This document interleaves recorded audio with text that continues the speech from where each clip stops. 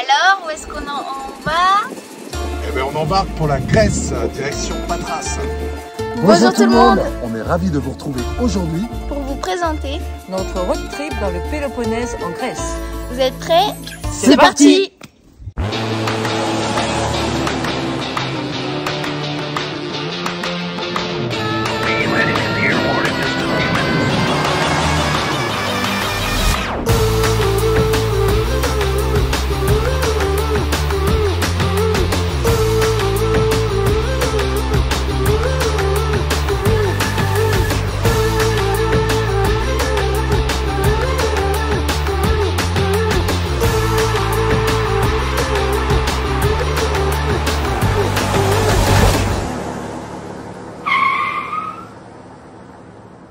Pour arriver au Péloponnèse, on a pris le ferry depuis Bari jusqu'à Patras.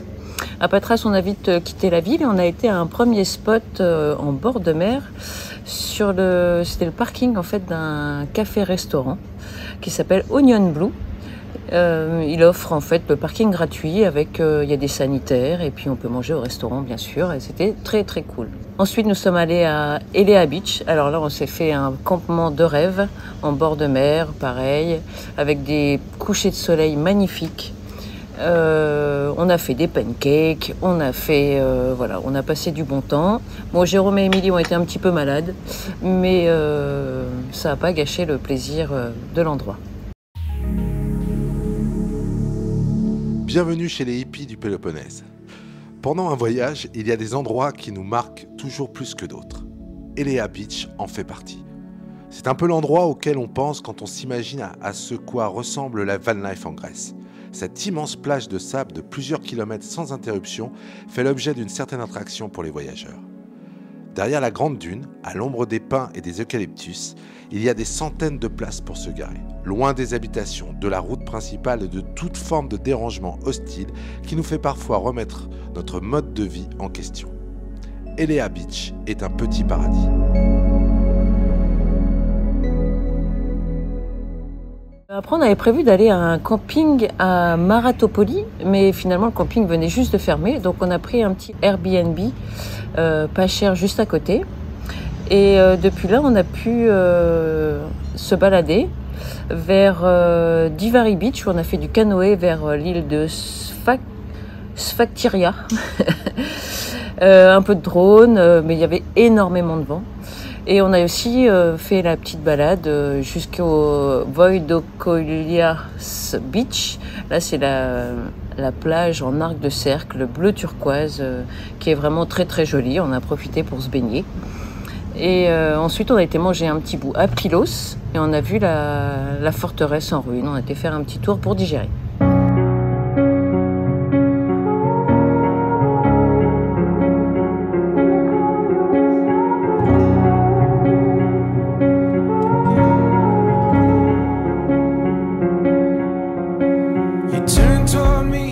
La plage de Voidokilias est considérée comme l'une des plus belles plages du Péloponnèse. La plage de Voidokilias est tout simplement remarquable. Elle se trouve à quelques kilomètres au nord du charmant village de Pylos. Son sable jaune très fin donne à l'eau une couleur turquoise particulièrement prononcée.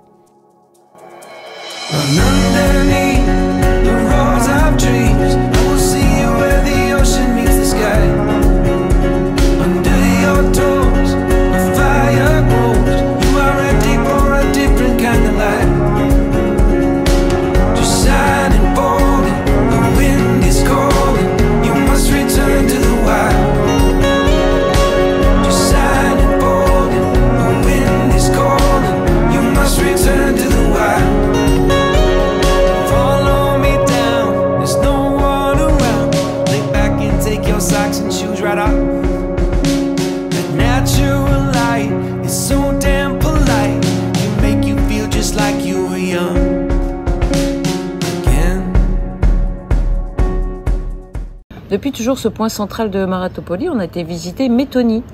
Méthonie, c'est une jolie petite ville et il y a aussi surtout un grand château qui date de l'époque vénitienne, donc 12e siècle, 13e siècle. Et on a profité pour le visiter, faire des belles images et encore un petit vol de drone. On continue notre visite des Péloponnèse et aujourd'hui nous sommes à Métonie pour la visite du château. Le château de Métonie est l'un des plus importants et des plus beaux châteaux de Grèce. Il a été construit par les Vénitiens après 1209 à un endroit stratégique sur un rocher pénétrant dans la mer et est séparé de la terre par un fossé artificiel. Au cours du IVe siècle avant Jésus-Christ, Métonie a été fortifiée de façon plus élaborée et est restée autonome jusqu'aux années romaines impériales où il a bénéficié de la faveur de certains empereurs. Les Vénitiens ont commencé à s'intéresser au port de Métonie dès le 7e siècle car il était au milieu de la route de Venise vers l'Orient.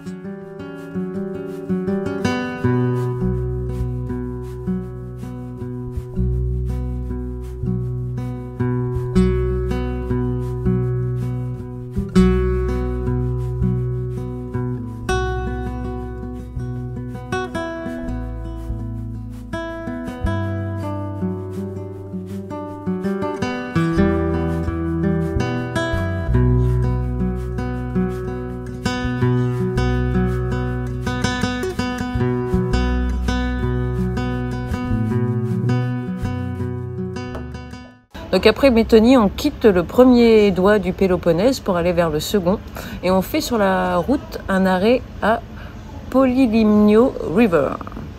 Il faisait pas très beau donc on n'a pas pu se baigner mais on a fait des belles images et c'était quand même assez sympa.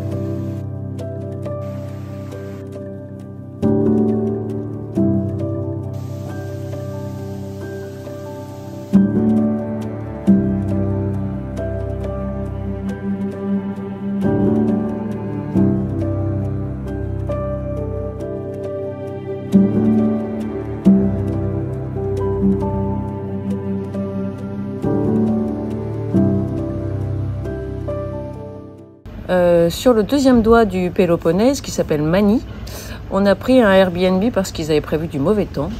On était basé à côté de la ville d'Aréopoli, dans les montagnes, dans un tout petit village qui s'appelle Drosopigi.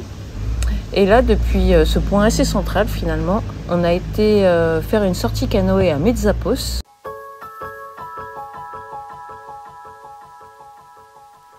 Paysage aride, village en pierre, tour abandonné, légende de pirates, plage sauvage. Le village de Metsapos est réputé pour sa mer aux couleurs dignes d'un lagon tropical.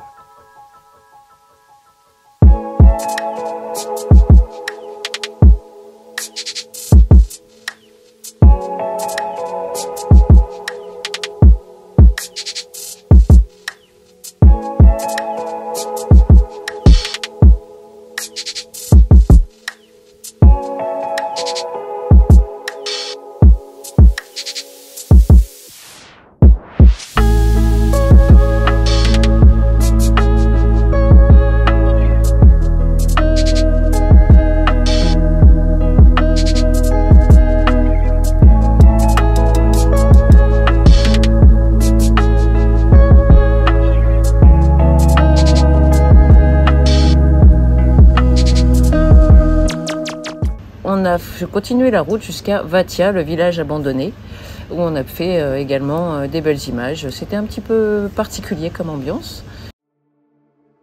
Cet imposant village abandonné a été fondé au XIIIe siècle et a connu son apogée le siècle suivant. Ces tours de pierre défensives, comptant seulement 2 ou 3 étages, contrairement à celles de la région, ont contribué à mettre à l'honneur ce site exceptionnel. À l'époque, les habitants s'y abritaient afin de se protéger de l'invasion turque, mais aussi de celle des pirates. Le village de Vatia est le symbole morbide de la rivalité entre les familles.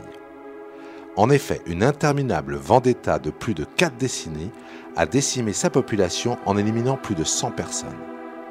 La légende dit que les familles étaient retranchées dans leurs tours et se tiraient les unes sur les autres. L'atmosphère de cette ville fantôme est saisissante. Certaines pièces sont encore meublées. On a l'impression que les familles viennent juste de quitter les lieux. Incroyable, voire inquiétant. En faisant abstraction de ces faits divers, nous nous apercevons que le site entre mer et montagne est superbe. La Grèce compte de nombreux autres villages abandonnés. Si ce dernier est sans aucun doute le plus connu, notamment grâce au plan de restauration lancé par le gouvernement grec, cela vaut également le coup de se perdre un peu dans les environs. On s'est dirigé vers le troisième doigt du Péloponnèse. On est passé par Gitio. La ville, c'est une petite ville balnéaire assez sympa. On a été voir aussi l'épave du Dimitrios, qui est juste dans une plage juste à côté de Gitio. L'étape suivante de notre trip dans le Péloponnèse est le village de Gitio. Avant d'aller explorer le port et le village, nous avons fait une étape sur un spot bien connu à ne pas louper lors d'un voyage en Grèce, en van ou en camping-car. Il s'agit de l'épave du Dimitrios. À quelques kilomètres au nord de la ville, un ancien navire de contrebande est échoué sur la plage depuis 1981. Et notre dernier arrêt dans le troisième doigt du Péloponnèse, ça a été Monemvasia, une très jolie ville sur un rocher. Je vous conseille de monter tout en haut, vous avez vraiment une vue magnifique. Et la ville est vraiment aussi très très chouette, que des petites ruelles. Nous, il y avait un vent d'enfer, mais ça vaut vraiment le coup de faire un arrêt à Monemvasia. Et on a trouvé un spot en plus sur la plage, juste à côté, où on a pu passer une nuit géniale. La vieille ville de Monemvasia a été construite sur une petite île à une centaine de mètres de la côte. Le fameux pont permet de rejoindre le centre historique. Si d'habitude nous étions seuls au monde sur les sites antiques et autres villages, c'était bien différent à Monemvasia. Des voitures sont garées en file indienne le long de la petite route entre le pont et la porte de la ville. En franchissant la superbe porte fortifiée, nous comprenons très vite l'intérêt de Monemvasia. C'est tout simplement magnifique. Les ruelles serpentent entre les habitations traditionnelles. La ville est perchée à flanc de montagne. On décide d'en faire le tour avant d'aller déguster les spécialités locales.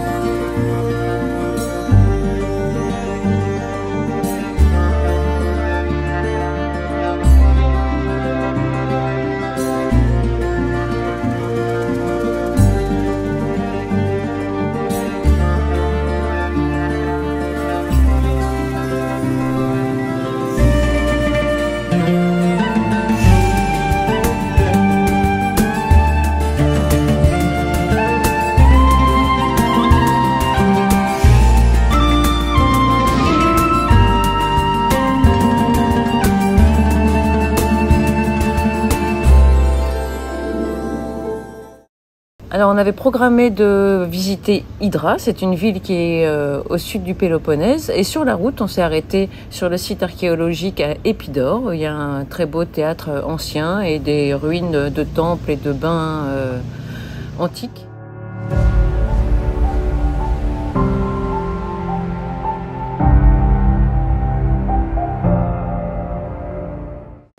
Nous sommes à Épidore et nous allons voir le théâtre ancien et un temple, des ruines très jolies et très réputées. Située au nord-est de la péninsule du Péloponnèse, Épidore est une petite ville grecque connue du monde entier pour son extraordinaire théâtre antique. Construit au 3e ou 4e siècle avant notre ère, ce théâtre antique d'Épidore est sûrement l'un des endroits à visiter les plus surprenants de tout le pays.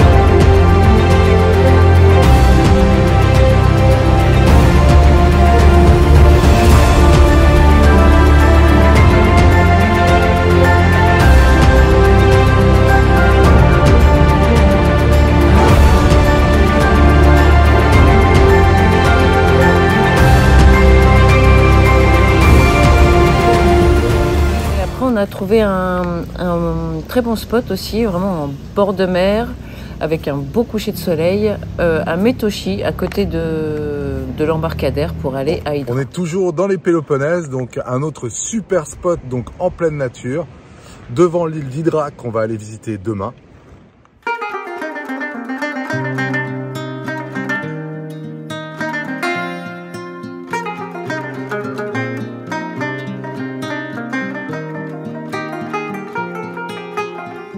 Hydra est une île pittoresque et fascinante, située à moins de 2 heures d'Athènes.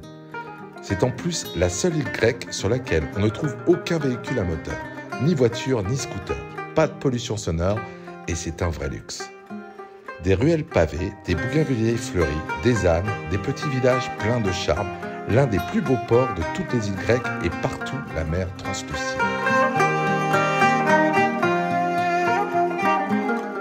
Nous sommes sur l'île d'Hydra, dans le sud du Péloponnèse, en Grèce. C'est une très jolie île avec un joli petit village perché comme ça, tout blanc, vous verrez les images. Et c'est complètement piéton et le transport des bagages et autres, et voire des touristes, se fait à dos d'âne.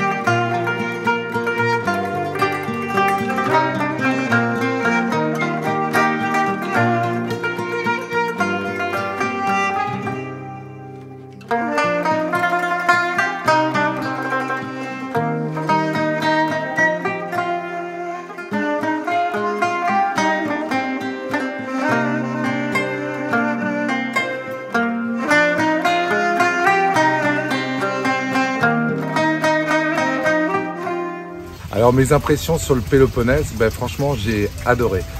Par rapport au reste du voyage, c'est une de mes destinations préférées. Alors tout d'abord en van, c'est tout juste magique, parce que de toute façon il y a très peu de terrain de camping. Donc on peut vraiment se poser un petit peu où on veut, au bord de la plage avec des super vues. Les gens sont vraiment très très gentils et les paysages sont à couper le souffle. J'ai pu d'ailleurs m'éclater un petit peu avec le drone. Et vraiment c'est une destination que je conseillerais. Si vous êtes en van life, en famille, c'est tout juste parfait. Alors tout ce trip dans le Péloponnèse, moi aussi j'ai beaucoup aimé. Les gens sont très sympas, comme le disait justement Jérôme, en van c'est très facile de trouver des spots, des endroits magnifiques pour faire des beaux campements. Vous pouvez trouver plein de... On s'est régalé de salades grecques, de tomates, de fruits et de légumes frais. Vraiment, je conseille aussi en famille. C'est vraiment un endroit qui est très sympa et c'est vraiment facile et agréable. Alors moi, mon impression sur les Péloponèses, j'ai trouvé que c'était un super endroit où quand tu as un van, vraiment c'est super facile de... T'as plein d'endroits en fait où te parquer et personne ne te dit rien, t'es souvent seul. Enfin, à la période où on a été, on était souvent seul. Et voilà, c'est super sympa parce que c'est quand même grand. Du coup,